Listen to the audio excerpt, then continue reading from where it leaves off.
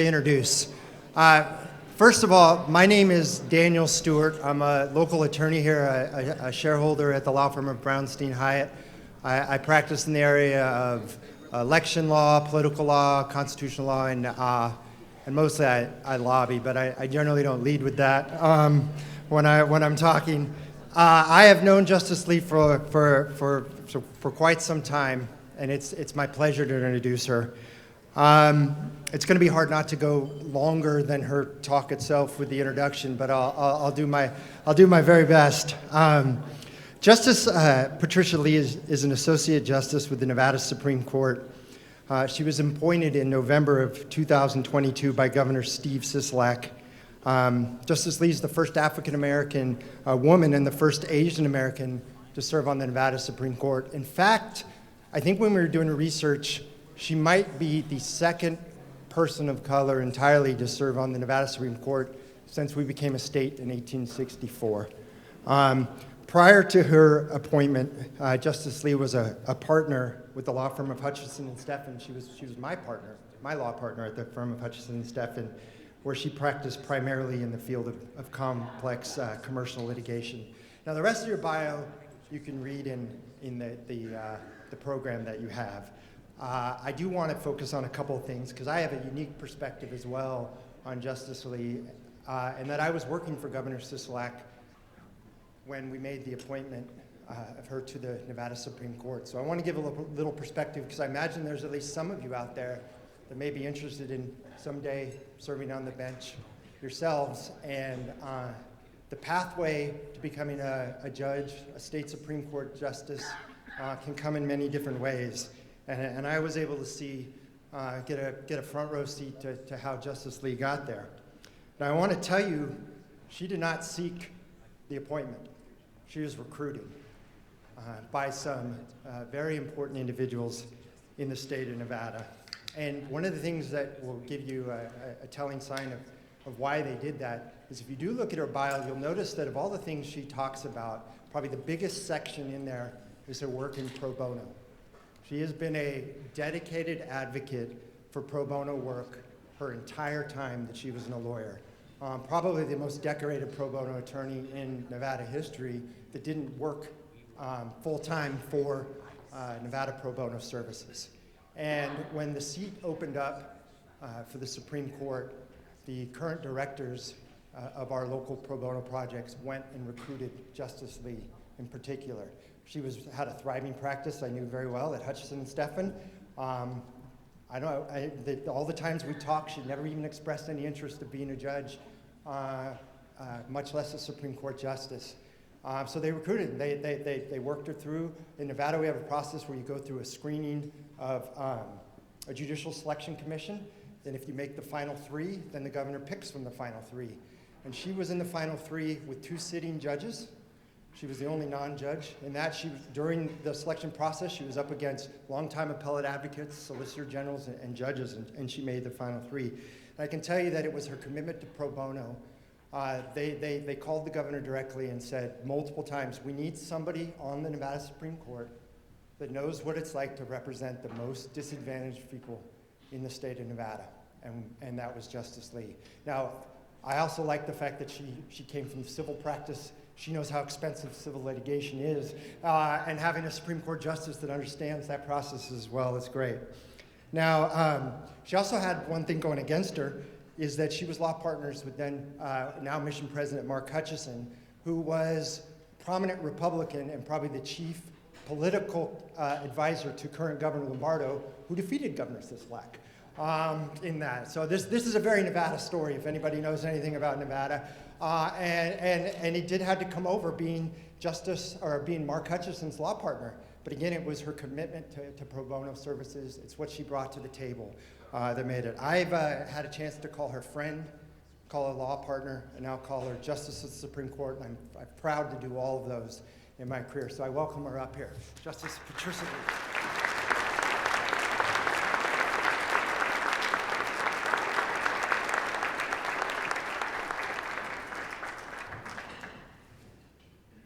Good afternoon. Dan, thank you so much for that lovely introduction. And I will say, during my interview with Governor Sisolak, one of the things he said to me was, well, your firm's pretty political.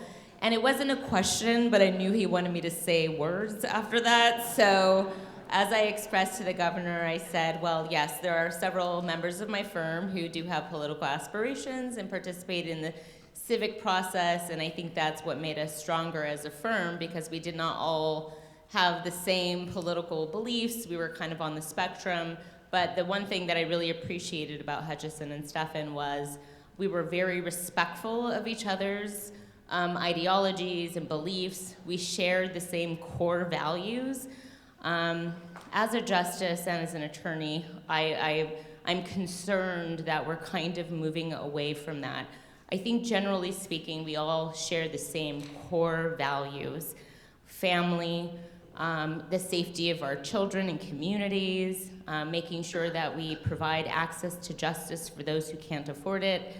And somehow that's getting lost in the shouting matches that are occurring on a national level. So I really do appreciate the way that firm grounded me. I started there right out of law school, and my entire career was spent at the same firm. And I'm so very thankful to my colleagues and partners who are mostly sitting at this table over here. I see Todd Prahl, Todd Moody, Jacob Reynolds, and the values that they espoused in the practice of law, which can be a very ugly profession at times, was to always just go back to who you are and to center yourself and to understand why you're doing what you're doing. And so thank you guys to the firm. I'll be talking a little bit more about how I got there in a moment, but I did want to take a moment to, and of course Dan Stewart, who we would have many long talks about various topics in his office, and his office was riddled with all kinds of books, and and he would talk to me about things like the justice system and jails and the history of African Americans in America, and I'm ashamed to say he knew more than I did. So he educated me on a lot of those things. So I'm just tremendously grateful, and I'm so grateful also to be presenting to you all today. I did attend a J. Reuben Clark Society convention probably about 10 years into my career. I didn't know what it was, and Mark Hutchison said, hey, I'm going to this thing, why don't you come with me? And it was a very interesting and enlightening experience. And so to come here today is kind of full circle. I appreciate you guys having me. And so I'm going to go ahead and get started here. I hope I understand how to use. I'm very technologically. Okay, so that's me. That's a picture of me, all made up. This is professional work here. They put a lot of makeup on you. I am a Nevada Supreme Court Justice, just so for those of you all who are not familiar with our bench, we are a bench of 7. We started off as a bench of 3 historically, then it was raised to 5 because we had no court of appeals. We had no intermediary court of appeals for quite a long time. And so one of my former partners, may he rest in peace, Michael Wall, and former Chief Justice Hardesty lobbied very hard to get a court of appeals. But while that was happening, they added 2 additional seats to try to kind of triage the mass amount of cases that the Supreme Court was getting. And so we ended up with finally a bench of 7. Traditionally, it was white male men who held that position. Finally, I believe in the 90s, was it Shearing? Miriam Shearing got on the bench. That was our first female. I'm proud to say right now we are a majority female bench. There's 5 females with 2 men. So we jokingly refer to them as the minorities, and we try to make accommodations for them whenever possible. So that's what's going on right now. So I was born in Korea, the daughter of a military father who was in the Air Force, and a Korean mother, and this was in the 70s. And so that notion was not a very popular one, so having this kind of interracial marriage was not a great start. Luckily, they accepted me, because I guess it wasn't my fault that I was born, but my father was not really well received in the Korean community. And so I was born in Korea in 1975, and like I said, my dad was stationed in Korea. Here he is in his military outfit, and we ended up by way of Ohio, which is where my dad's family was. in a very small town in Ohio, where Cedar Point is Sandusky, Ohio, if anyone's ever been. So we were in Sandusky for a little while, moved out to California, where I was raised. My dad was stationed at Vandenberg Air Force Base. There's just a picture of me with the Korean flag, and I always this picture is really interesting to me because being an African American and Asian woman, it was kind of a interesting thing to grow up as, because you never really felt completely accepted by either community. I didn't speak Korean, I still don't. I can understand my mom when she speaks, because she kind of does this Duolingo thing where she speaks a little Korean, speaks a little English, you can kind of figure it out. And then with the African American community, I wasn't quite black enough to fit in there, so it was an interesting time growing up.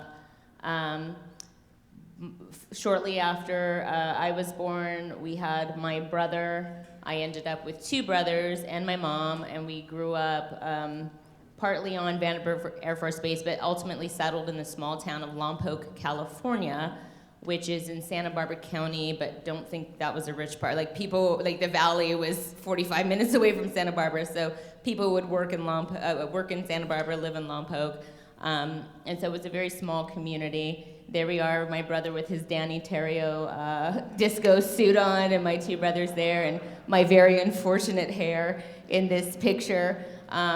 But we were together, and we loved each other very, very much. I was very protective of my brothers, and my brothers were very protective of me, because at this time, my dad had already left us. And so my dad, after having served in the military, growing up in a very segregated society, suffered from alcohol dependency, and he was addicted, and he would try to get better, and he would slip back. So finally, I think for the benefit of our family, now that I have the benefit of hindsight and the wisdom of age, I understand that he left us to kind of save us.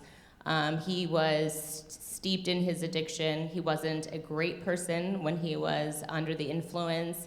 And rather than continuously subjecting the family to those type of episodes and abuses, he left, and when I was 5 years old. And so it was me, my mom, my brother Bobby, and my little brother Kenny here, and we were just doing the best that we could. The interesting part about that was, because my mom was not English fluent, she was in a foreign country that she didn't really understand. She didn't work, and so we were immediately plummeted into abject poverty.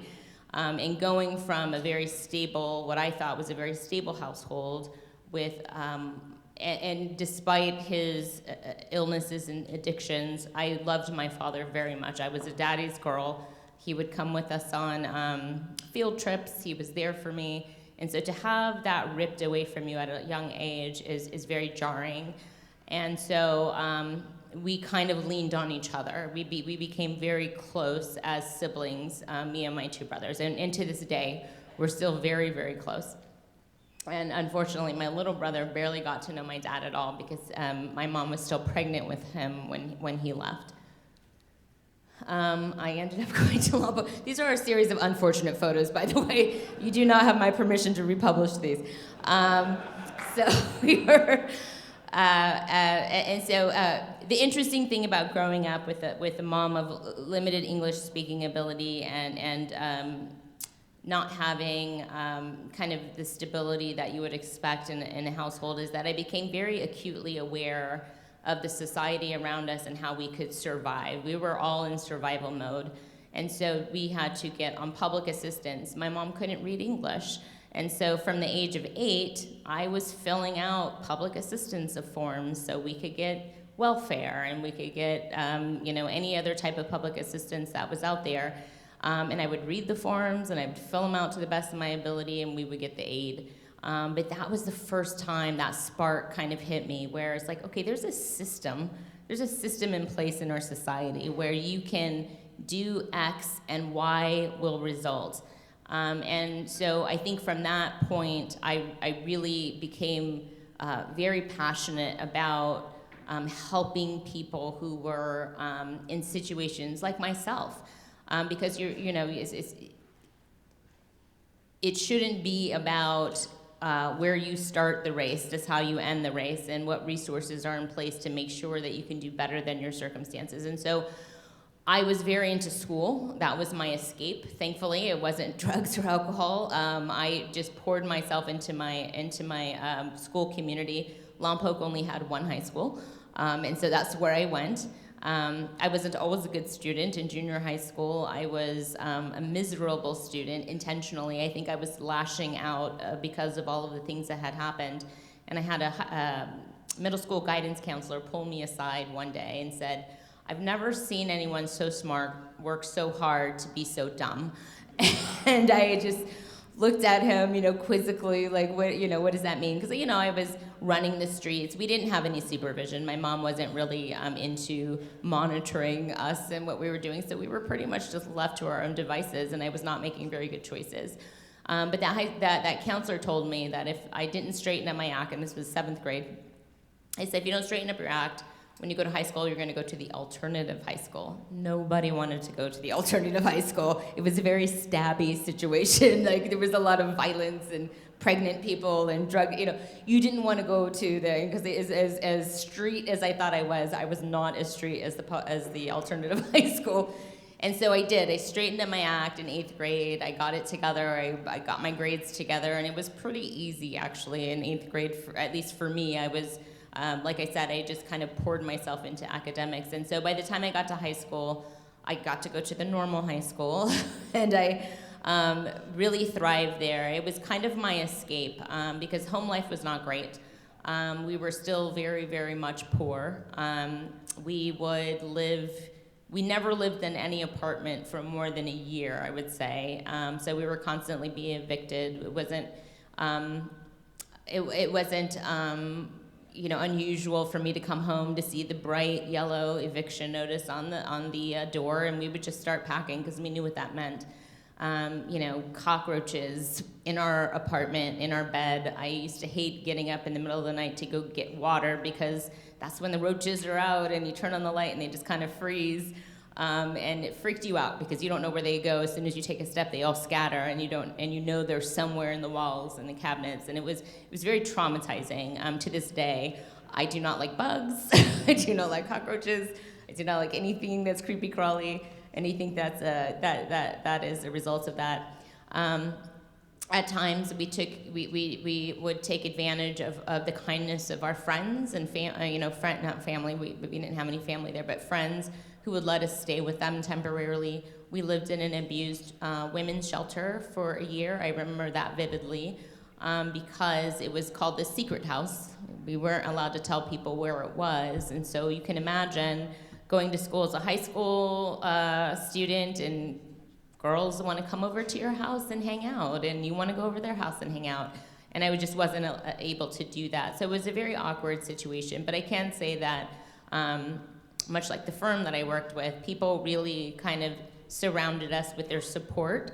And it was such a small town that it didn't really matter too much that we were poor. I don't feel like I was treated any differently. I think I developed a lot of defensive mechanisms. I tried to be funny, I tried to be smart, I tried to be involved, just to kind of deflect from what was really going on at our household.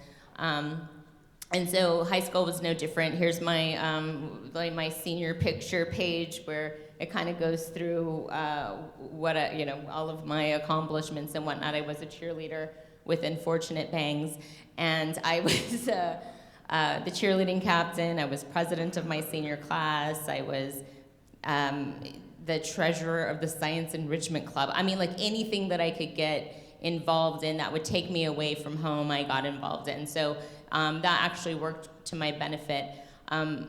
Unfortunately, my mom, who again didn't speak much English, didn't have a job, went through a series of really abusive relationships, and I, in turn, ended up being abused on multiple occasions by multiple men. It was not great. And so at the age of 14, I just left. I just said, I can do bad all by myself. And so for the last couple years of high school, I just kind of couch surfed and figured out where I could be and live, and it did work out. I was able to join a program. Let me see if I have that picture. Oh, by the way, I don't put this up here to brag. I was the homecoming queen, and it's silly to even put this into a room full of attorneys and aspiring attorneys. It's a silly thing to be proud of, but the reason why I have this up here is because my father, who ultimately did get sober, re-entered my life when I was a senior in high school. And he came about the time that they were doing this whole silly, homecoming king, queen thing. And when I won, one of the things that happens is that your parent gets to walk you out during the homecoming game at halftime. And it's like a big, spectacular show, especially in Lompoc. It's such a small town. And they would get these cars and, ride you around the track, and then you would get to walk this red carpet across the middle of the field during halftime. And my dad, who had re-entered my life at that time, walked me out. And it was the last thing that I think he got to see that he was really proud of. And so that's why this picture means a lot to me. It's otherwise very silly. And so that's why I put it up there. And by the way, I'm still friends with all of these people. We just had our 30th year class reunion. Every single one of them were there. It was awesome. This is my Upward Bound group. One of the reasons why I was able to survive the childhood that I went through was because of this group, Upward Bound. Upward Bound is a public assistance program, and its goal is to get kids into college whose parents have never gone to college. And so the only two criteria to qualify was neither of your parents went to college, and you are living below the poverty line. And so I definitely checked those boxes with enthusiasm. And then what they did was they would take you as a freshman, starting as a freshman, and they would put you into their program. Every summer, we got to spend on campus at UC Santa Barbara, where a local sorority would donate their house, and we would live on campus for 8 weeks. And we would take the classes that we were going to take the following year over the summer. So it was kind of like a primer course. And then your first period in school was a tutoring class. They had math tutors, English tutors, language arts tutors. So if you were struggling in any of your subjects, they were there on hand. Most importantly, they would change your mindset into thinking that college was only for rich people that didn't look like you, into, no, you also are eligible for college and you can totally go. It never even occurred to me that I could go to college. And so they would take us on college tours up and down the California coast, and we got to see Nelson Mandela speak at the Coliseum. We got to see other college students who looked like us, who had similar backgrounds to us. And it was mind-blowing. I just didn't think that was even an option for me. And then when it came time to apply for college, they would give you fee waivers, 5 fee waivers. At the time, applying for college cost $65 per application, which seemed insurmountable at the time. And they would give you 5 fee waivers. They would help you fill out your college application, which was still on paper back then. There was no universal application that you could go online. We didn't have online back then. So they would help you fill out your college application. They would help you with your college essay. They would give you those fee waivers. And because of Upward Bound, and I would say I would give them the most credit for me getting out of the situation that I was in, I was able to apply to 5 colleges, and I got into all 5 of them. It was remarkable, and I was over the moon. And then they also helped you figure out how to pay for it, which was important because I ended up at the University of Southern California, which is also, we used to jokingly call it the University of Spoiled Children. I had never been around so many rich kids in my entire life, and it was intimidating. And they were so smart because a lot of them had spent their time at boarding school in England and places I had never even heard of. And I went to school with one of the daughters of the Earth, Wind, and Fire group, and there were all these kind of, the Baskin-Robbins Empire kids went there, and they were living in these houses in Malibu. And I was like, I don't even know how I'm going to pay for food, and I don't know how I'm going to pay for my books. And so while I did get a lot of financial aid, I also worked many jobs while I was at USC. I never had less than 3 jobs at one time. I worked at the Cinema Copy House, which is back in the day before technology really became, we were online and all of those good things. The film school would bring their scripts over to us and we would copy them, and I was the manager there. I worked for Upward Bound in LA for other kids, so on the weekends I would do that. I worked at the library, I worked at the California Science Center, which is a museum, state-run museum. I worked at what we called Ghetto Cinemas. It was a movie theater across the street from USC. I worked at that movie theater, sweeping the floors and vacuuming and selling tickets. And so my time at USC was really eye-opening because I got to see kind of a slice of how the larger world operates, coming from a very small community. We had 40,000 people in Lompoc, which sounds like a lot, but it really isn't. We all came out for the first when Walmart came to town, the whole town came out, and the mayor was there, and there was a ribbon cutting, and there was a parade. So it was that kind of town. So to go from that to USC was invigorating, it was intimidating, but I loved every second of it. And just like high school, I immersed myself in the culture of academia. This was the California Science Center. When I graduated from USC, I was offered full-time employment at the California Science Center. And I took it immediately because I was like, what, $27,000 a year? I'm very rich now, thank you very much. And so I happily accepted the position, and one of my first projects was to open up the Rosa Parks Computer Learning Center. So I was in school at a very interesting time where technology, the internet was just coming out. And for all of you younger people, yes, there was a time where we did not have internet and we had to look things up in books. And you guys are very lucky that you didn't have to do this. But the great thing about that was, so we were opening this computer learning center for the inner city youth because this new technology was coming out. We wanted to make sure that the inner city kids had access to this technology and could learn it. And make sure that they were, I'm just gonna move this. And make sure that we could keep them on the cutting edge of this evolution, because we knew it was gonna be a big deal. And the great thing about working with Rosa Parks is that she was actually involved. I got to work side by side with the Rosa Parks, which, as you can imagine, was very intimidating, very exciting, mostly intimidating. And one day, probably about 6 months into the project, she just looked at me and she said, so this is what you're gonna do for the rest of your life? You're just gonna work at this museum? Felt a little judgy, but I understood what she was saying. And I said, well, and prior to that, I should back up and say, my then fiance, it didn't work out, it's fine, we're still friends, he's a great guy, was in law school at USC, and he was clerking for Professor Erwin Chemerinsky. You guys may have heard of him. He's brilliant. And I got an opportunity to talk to him, and he says, well, have you ever thought about going to law school? And I was like, no, no, I have not.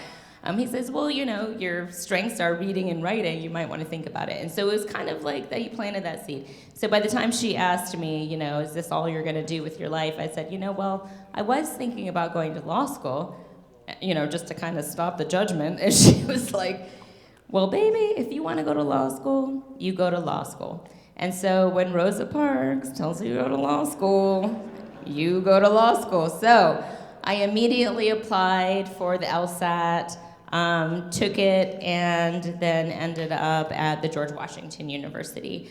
Beyond going to college, going to law school seemed like an impossibility. I just really thought, yeah, people at USC are smart, but people in law school are going to be incredibly, overwhelmingly smart, and I'm not going to do well there, but I still took a chance. Unlike my undergrad, where I applied to 5 schools and got in, my law school applications, I applied to 5 schools and got into 1, and this was the one. So this is where I ended up going, GW in Washington, D.C.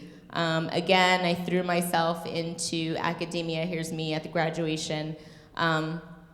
I gravitated again. When I was at USC, I was a student senator. I was the president of the Black Students Union. At GW, I was the head of the community service group for the Student Bar Association. I can't remember the official name. I also spearheaded the small business clinic, where we assisted businesses in economically depressed areas of DC, Maryland, Virginia, help them with their small businesses. So it was all transactional work, but we got to do, let's set you up with your LLC. Let's get you registered with the Secretary of State. Let's get some articles of organization in place. Let's get some bylaws in place. So it was an incredibly rewarding a time that I spent at GW. When I graduated in the wake of 9/11. So 9/11 happened in September, obviously, hence the 9 and 11. And I graduated the following year in 2002. So the market kind of compressed in DC and on the whole East Coast. And so I started to think maybe I'd go back to California. And so I applied for the fall interview program in California. And if you guys are not familiar with what the fall interview programs are, it's like on-campus interviews, pretty much. But employers converge in one location regionally. You apply to interview with various employers, and then they pick you. It's like a beauty pageant for lawyers. It's like, so we were, and so Hutchison and Stephan was there. They had never participated in the fall interview program before, but the way I understand it is at the time, they were a firm of 12 white Mormon men and 1 Irish Catholic white male, and so and he was the minority. So they were looking to diversify intentionally. And the way Mark describes it is, look, we were just growing and we were triaging and we were just bringing in the people we knew, and the people we knew were from the church. So we were just onboarding everything. And then Joe Ganley, the Irish Catholic guy, was like, hey, the last guy you hired looked just like the last guy you hired. When are we going to diversify? And so they took a chance and went to the fall interview program, where I interviewed with Mark Hutchison and Joe Ganley, the Irish Catholic. And I had concurrent offers from Morrison Foerster, which is a national firm. I think they may even be international, affectionately known as MoFo. Morrison Foerster. It's a huge firm. And I interviewed in their San Francisco office. And they made me an offer. I interviewed with Hutchison and Stephan. They made me an offer. Morrison Foerster was absolutely going to pay me way more money than Hutchison and Stephan was going to pay me. But when I went to go interview with both firms, Morrison Foerster allowed me to have lunch with their associates without the partners involved, so you can kind of get a feel for what the firm is really like, and you can ask all the questions you really want to ask. And they were just so miserable. They were like, you have to be here before the partners are here. You can't leave until the last partner leaves. One woman had been there 13 years and was gunning for partnership, and she intentionally held off having children because she didn't want anything to interfere with her partnership track. Contrast to Hutchison and Stephan, where everybody had families. I mean, like I said, it was a predominantly Mormon firm, and they embraced that, and they wanted to encourage that. And I wasn't married at the time. I didn't even have a boyfriend, as I mentioned earlier in my story. It didn't work out with the fiance. So I was single. I was like, but maybe one day somebody will find me attractive enough to marry me and have babies. And I don't want to have my career, I don't want to have to pick between my career and being a lawyer. So after interviewing with both firms, and by the way, cost of living in San Francisco versus cost of living in Las Vegas, it all kind of balanced out anyway. So I accepted the offer at Hutchison and Stephan, which I think was the best decision, other than saying yes to my husband, who asked me to marry him some 18 years ago, was the best decision I made. And this is our firm. This was not our firm when I first started. We grew into this. When I was interviewing at the firm, it was really funny because I was kind of being walked around, and I was looking around, and I was thinking, there's not even anyone here even apologetically beige. What's happening? So I was a little dubious about what was to be expected and what was going to happen. But when I interviewed with John Steffen, who I've come to love like a brother, and all my partners I've come to love as brother, including those sitting here at the table, you ask the typical questions. Well, why do you think you should be hired here? And I said, well, you can check off about 4 boxes if I start working here. It's like I'm African American, I'm female. I was like, I'm also Asian. I was like, I may or may not be gay. Don't ask, don't tell. So luckily he thought that was funny and not offensive, and they hired me. So I was the first female to work at Hutchison and Steffen, and the first person of color to work at Hutchison and Steffen, which has been a tremendous honor. And here's some of my partners at the firm: Mark, John. I don't know if any of people sitting at this table are on this page. It's kind of blurry, but if you look around the room, they're a little bit more clear. And so when I started there, much like when I started college, much like when I started law school, I was very intimidated. I was very nervous about whether or not I'd be able to perform. Anytime you're the first of anything, you really feel this tremendous amount of pressure to perform, and not just perform, but to outperform and to just do your best, because you're the first, but you don't want to be the last. You kind of want to hold that door open. And so for these, my partners here, who I'm not sure if they had, ever worked at a law firm with a female or minority person, I wanted to make sure that they understood that, yeah, we're valuable. We can do the work. We can contribute. And so they kind of let me do my thing. And here we go. Here's a better picture. And by the way, Mark Hutchison, he's a mission president right now, serving over in Virginia, and so he's left the firm for 3 years. I think he has about 1.5 years left, so we miss him tremendously. And John Steffen, his dad, Thomas Steffen, was also a Supreme Court justice, so it was kind of cool when I got appointed to kind of share that history with the firm. Let's see here. While I was practicing, once I got comfortable with kind of doing what I thought was a good job as a commercial litigator, I started to then branch out outside of my firm and explore the larger community around me. And I discovered the Legal Aid Center of Southern Nevada, which is our premier pro bono provider in Las Vegas. And this is Barbara Buckley. She's the director here. Dick Morgan, he was our first dean at the UNLV Law School. Boyd Law School was, I actually took the bar exam, not with the inaugural graduating class, but the second class to graduate there. So he was the first dean of the law school, and that is Bill Boyd, for whom the school is named. He is a casino mogul here who's very philanthropic, and he cares very deeply about legal aid and its mission. And so once I kind of got my bearings and decided that, okay, like you never really get a full grasp of being a litigator, but there is a point in your career where you feel pretty comfortable that you can do more than just law, where you can walk and chew gum at the same time, and it's okay to explore your life outside of the law and see what else you can do with your superpowers, because being a lawyer is a superpower. I'm so tremendously privileged and honored to be a lawyer. It's such a profession that I've always held in such high esteem, and so to be part of this profession is remarkable. It's a blessing, and it's a gift.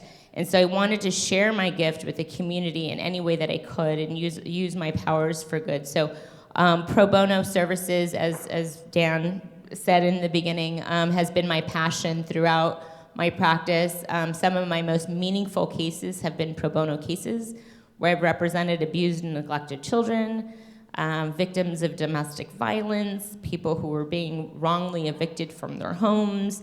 I mean, these are the cases. I mean, winning money for your clients is pretty awesome. I mean, I'm not gonna lie, it was fun, it was awesome, but when you come home and your kids ask you, you know, what do you really do for a living? These are the stories that I share with them, not that, hey, we defensed a big verdict today or we got our clients millions of dollars today. These are the stories that I share with them because I want them to understand the importance of community and community support and access to justice. Starting off when I was 8 years old, I kind of got a sense of having access to justice and community and resources. And so I wanted to carry that out throughout my career. I also became the president of the Girl Scouts of Southern Nevada. When my daughter became interested in Girl Scouts, I'm like, yeah, anything about female empowerment, let's go, let's do it. And so I got really involved with the Girl Scouts and at one point was appointed to be their president, and that's Kimberly Triba. She's the CEO of Girl Scouts to this day, an organization that I hold very near and dear to my heart. That's me at one of the dessert before dinner events. If you guys are ever in Vegas during the dessert before dinner event, you have to go. It's really cool.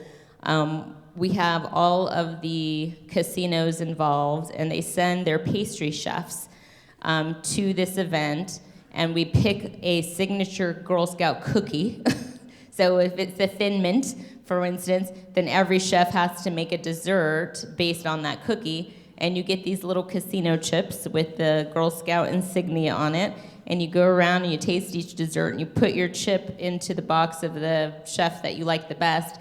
And now it's become a huge source of pride. It should really be a reality TV show, quite frankly. But they put the chips in, and at the end of the night, we reveal, and it's huge. They have their banners up with their pictures, these massive banners with their pictures and what casinos they're associated with. And so, and then they have a signature. I mean, probably a lot of you don't drink, but they do have a signature cocktail based on that drink. So like the Thin Mintini they had last year, it was, and it raises money for the Girl Scouts. And so this was me presenting at one of those events. I was also on the board of the Women's Chamber of Commerce. Again, girl power. Are you seeing a theme? So I served on the Women's Chamber of Commerce for many years, where we promote women business owners and women in business and things of that nature. I've unfortunately had to roll off of all of these boards when I took my current position, but here's all of my fabulous female board members that I served with. I added this picture because I thought it was really interesting. So in this picture, we have Judge Tiara Jones, who was the first African-American female district court judge in Nevada, and one of my favorite people, and I've known her since she was a baby attorney. And when Dan was talking about the two sitting judges that I was going against for the Supreme Court, she was one of the two. So you can imagine it was incredibly awkward, but it actually wasn't. We were very good friends. We supported each other as sisters. And we made a pact, and we said, whoever wins, we're going to be in the front row of each other's investiture ceremony, rooting each other on. So it was not really an adversarial process. Here you have the former dean of UNLV, Dean Hamilton. And then here you have the first African-American. This is Sandra Douglas Morgan. Her father is African-American. Her mother is Korean, just like mine. So we bonded very early on in our careers. She's the first African-American female NFL president. She's the president of the Raiders. And so this is long before any of us were special, by the way. This was like we were just at an event and we took this picture. And then here you have the first African-American ever on the Nevada Supreme Court, Justice Douglas, who I had the honor of swearing me in at my investiture ceremony, which meant so much. It was so symbolic. It was so important to me to have him swear me in, and he did me that favor, and I was just very, very proud and honored that he did that for me. And then, of course, Barbara Buckley, who's the head of the Legal Aid Center of Southern Nevada, where I spent a lot of my pro bono time. So I just threw this in because I thought it was an interesting photo. You just never know where people are going to end up. And so, to me, this is like an all-star photo. How I became a Supreme Court justice. As Dan mentioned, I was never really interested in being a judge. I love practicing law. To me, litigation, I miss it to this day.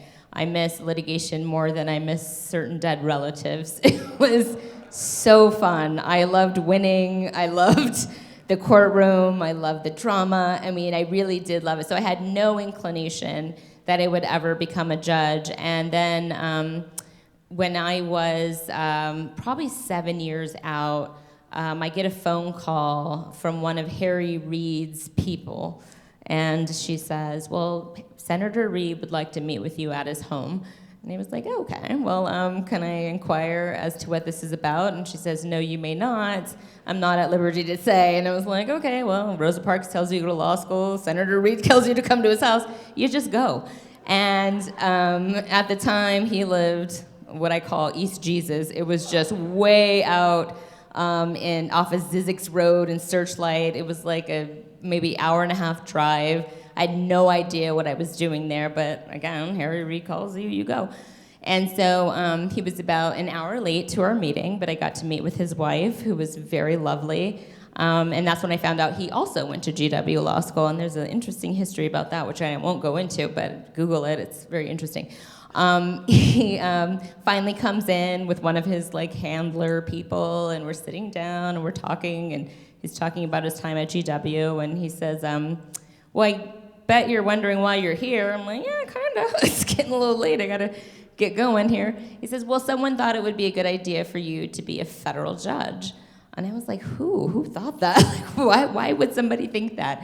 And I was only 7 years out, as I said, and I did not feel like I was anywhere near ready for such an important position. And so I graciously and politely declined and said, thank you so much for considering me, but I don't think I would be doing the people of Nevada a service because I just don't have enough experience under my belt.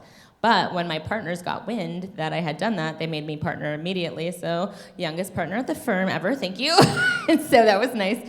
And so when this opportunity came up, it was kind of already in my head that, I don't know, somebody thought it was a good idea that maybe I could be a judge. I got a call from Barbara Buckley from the Legal Aid Center of Southern Nevada, and she says, well, Abby Silver's retiring, and we're just trying to rack our brains about who would be a good replacement for her. And so I was like, yeah, let's talk about it. Let's have a brainstorm sesh. Who do we think? And I'm already rattling off names in my mind of who that could be. And she goes, no, we think you would be a good person. And I was like, what? And so she got that ball rolling, and I really thought long and hard about it. I consulted with my family. I consulted with the partners at my firm. I consulted with my faith. Because it was going to be a big, big change in many, many ways, in lifestyle, in my time with my family. My chambers is actually up north in Carson City, so I split my time pretty evenly between the north and the south, and I have 2 children, ages 13 and 15. The 15-year-old is a girl, so any of you with girls at that age, you know my pain. And so I feel like they're at a critical time in their lives where they really need their mom. And so I had to just think about all of these things. And then what really kind of gave me, once I got the blessing of my family, I talked to Mark Hutchison. And, everyone I had been talking to had been like, well, do what you want to do, go with your gut, whatever. And then Mark, who's always been very direct, he goes, he's like, do you want me to just tell you what I think you should do? I was like, yes, please. And he said, I think you should go for it. He said, and I say this to my detriment and to the detriment of the firm. At the time, I had a pretty good book of business going, and we were billing some pretty substantial hours. He said, I think you'll always regret it if you don't try, at least try.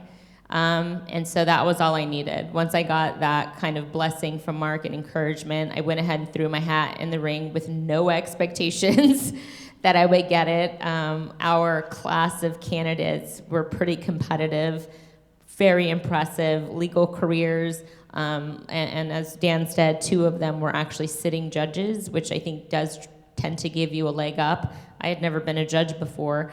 But I thought, how cool would it be just to make it to the top 3? We can use it as marketing, we can get more clients, people will think I'm really awesome, and I could get more business, really with no expectations that I would get it. And so when I made the final 3, things got really real quick. And when I went in to meet with the governor, as Dan said, my partner, Mark Hutchison, had pretty much orchestrated the success of his opponent who beat him. So this was his last official act before leaving office, was to appoint a Nevada Supreme Court justice. We also have some other very vocal members of our firm who had published articles about why Steve Sisolak was not a great governor and why he lost the election. So I'm going in with kind of all of this baggage, but I have to credit him because he saw past that. I think he considered it. I think he set it aside. In November of 2022, I was picking my daughter up from school, from wrestling practice. She's an athlete, and she was in the car with me when Governor Sisolak called to give me the news. I get emotional about it even now because when I went for this position, my daughter asked me, "Mom, how many women are on the Supreme Court in Nevada?" And I said, "Actually, it's a majority. We have 5. It's 5-2. She goes, "Okay." She goes, "Well, how many women of color? How many people of color?" And I just looked at her. I said, "Well, there's none right now." And she goes, "Well, how many have there been?" And I said, "There's never been any." And she goes, "That's unfortunate." And she put on her Apple headphones and walked away. But that moment was very impactful for me because I was like, that's so unfortunate. It's 2022. We've never had a female of color on the bench. We've never had an Asian on the bench. And that also played into the dynamics of why I went ahead and threw my hat in the ring. And so when Governor Sisolak called me and my daughter was in the car, and as you know, you can hear everything when someone calls you in the car, and he told me that I got the position, my daughter got to hear firsthand me and the governor making history in Nevada. And it means so much to me because I want my daughter to know, and I want all your daughters to know, they can do whatever they want. They can do whatever they want. There's no barriers to access. As long as they overcome their own insecurities. As females, I think sometimes we have a lot of insecurities, self-imposed for whatever reason. My son has the most confidence of any human I've ever met for no reason whatsoever. It's an unjustifiable confidence just oozing out of him for no reason at all. And so as women, sometimes I think that we were really hard on ourselves and we hold ourselves to a higher standard. And so to have my daughter in the car and hear Governor Sisolak make this appointment was tremendously meaningful to me. And of course, as teenagers do, she was texting on her phone. So by the time I hung up with the governor, everybody knew that I had gotten the appointment. My husband, my son, my boss, my neighbors, everybody had known. So it was a really it was such an impactful moment, just the culmination of everything that I had gone through in my life. All of the hurdles and the struggles and the self-doubt and the climbing and the clawing and the incremental successes kind of for me came together in this moment when I was appointed. And this was the flyer that my firm put out when I became a Supreme Court Justice. And so I put it on the back of my holiday card, sent it out to about 500 of my closest friends. I'm not on social media, so my annual post is my Christmas card. So this is what I sent out. There was a lot of media attention behind this. It was funny because my mom, who, again, doesn't speak the best English, she called me and she goes, "I heard you win something?" And I'm like, "Yeah, I won something." She goes, "Oh, okay, congratulations." She didn't know what it was. I didn't feel like explaining it. I was like, whatever. And one of her friends sent her a link to KBS. It's like the CNN of England or something, when they have this Korean broadcasting system out there. And they had done an interview with me. and they translated it into Korean, and one of her Korean friends had picked it up and called her and was like over the moon ecstatic. And then she kind of got it. She called me back about a week later, and she's crying uncontrollably. She goes, "Oh, mommy, no understand. I didn't know that you went. Oh, you judgy, and I can't sleep. I can't eat. I was so excited." So, and it's not racist if I do it because it's my mom. So, and so she was very proud of me at that time, and I was also very happy to bring her that level of pride. And so these are just various news things that they did with me. I met my husband 2 years into my practice, and we got married shortly thereafter. We've been married now for 18 years. This is my son, the overly egotistical one for no reason. And this is my daughter, who is now 15, like I said. She just got her permit, so stay off the roads for your own safety. So my life has taken me through a series of iterations of who I am as a person, who I am as a professional, who I am as a parent, as a wife, as a community advocate. But some core lessons have come through all of this that I will leave you all with today. The first is resilience. Having resilience is so important because any one thing can knock us off our horse, but you gotta just get back on and learn from those experiences. And when you do, you become stronger for it. I've been asked a lot since I got this position. People are suddenly very interested in my life and where it came from. I said, I don't think I would change anything, despite all of the horrific things that I've had to go through in my life. I think it's made me a stronger person. I feel like I am very resilient. When I was at USC, I had friends who grew up very, very privileged, and I noticed that when the slightest inconvenience would be thrust upon them, they would just fall apart like tissue paper and water. And it was like, really? That's what you're stressed about? I was like, that's nothing. So resilience is important, not only as a person, but as an attorney. You're gonna lose sometimes. Not a lot. We don't lose a lot at our firm, right, guys? We don't lose a lot. But when we do, we get over it, we learn from it, and we move on. Tenacity is another lesson that I've learned, to just keep going. When I went for this position, there were surprisingly, not everyone was supportive of what I was trying to do. And I did have a couple people tell me, it's just not your time yet. You've not done any judgeship below, and maybe just go sit on the district court bench for a little while, and then no one's going to be able to touch you in a few years, and you can go onto the Supreme Court then. And I appreciated the feedback because I know that they were being honest and they were just giving me their perspective. But at the same time, I didn't listen to it. And so tenacity, just keep plugging away, keep your head down and work. Passion. I've always been driven by passion. What is it that gets you out of bed in the morning? What makes you want to live? What is the value and the measure of your life? Is it just being a lawyer? I mean, it's pretty important, but is that it?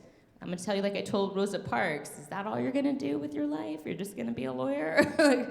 Do other things, whatever it is, whatever your passion is, find it, do it. It's a good outlet for you, and 9 times out of 10, it's gonna benefit somebody outside of yourself. And compassion. I think sometimes, especially in today's society, we can't really see things from other people's perspective. Quick story, when I was at USC, one of my favorite professors was a guy named Jerry Jellison, Dr. Jerry Jellison, and he taught corporate something or other. I can't even remember the class, but it was a small class. And so at the end of every year, he would have the whole class up to his mansion in the Pacific Palisades. It was like on this cliff overlooking the ocean. It was gorgeous. And he would invite us all over for a little party. And so he said to me, I'm so glad that you're in my class. You were such a delight, and I'm so glad that we have affirmative action so that you were allowed to come to USC. And I was like, It's like, well, I don't think he's intentionally being offensive, but, and he wasn't. I mean, I knew this guy. He was a very good professor, a very good person, but he just didn't understand what he was saying in the moment. And so what I said to him was, Actually, I was a pretty good student in high school. I graduated top of my class, knocked the SATs out of the park, did a whole bunch of community service stuff, and I think I kind of got in on my merit.